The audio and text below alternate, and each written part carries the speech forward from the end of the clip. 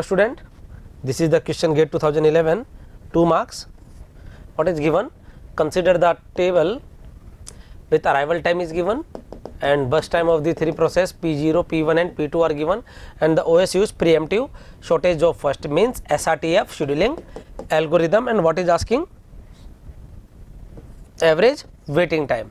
So first we calculate the, first we make a Gantt chart. At 0 to 1 there is a one process P0, 0 to 1, it has remaining time 8.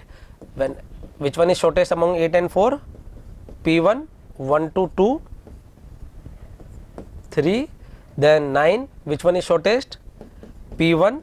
Now we can execute completely because all process is arrived, then this one is free. After that P0, 13, then P2, 22. Getting my point? And what is the completion time? P0 completion time is 13, P1 completion time is 5 and P2 completion time is 22. Turnaround, that is nothing, completion time minus arrival time. 13 minus 0, 13, 5 minus 1, 4, 20. Next, waiting time, turnaround time minus burst time, 4, 0, 11. How much we are getting? Average waiting 15 by 3. The average waiting is here 5. So answer is 5 millisecond. Clear hai? This is the Gantt chart, and when we calculate the average waiting, so we are getting 15 by 3, that is 5. You can see here. Here this is the Gantt chart. Completion time is given and waiting time of P0. You can directly calculate also P0 waiting time and P1 and P2. P1 waiting time is 1 and P2 waiting time is 13, or P0 waiting time is 13, that is turnaround time, waiting time minus arrival time. You can calculate in this way also, or although that is not necessary, it is given in another way. Here you can also calculate 0 plus 5 minus 1, that is 4, or P2 waiting time is, P1 waiting time is 0 because it come at 1, that's why 1 minus 1, and 13 minus 2 it come as 2.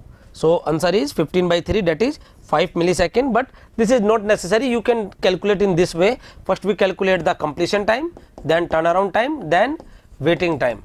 Completion time when the process complete, like P0 completed 13, P1 completed 5 and this one.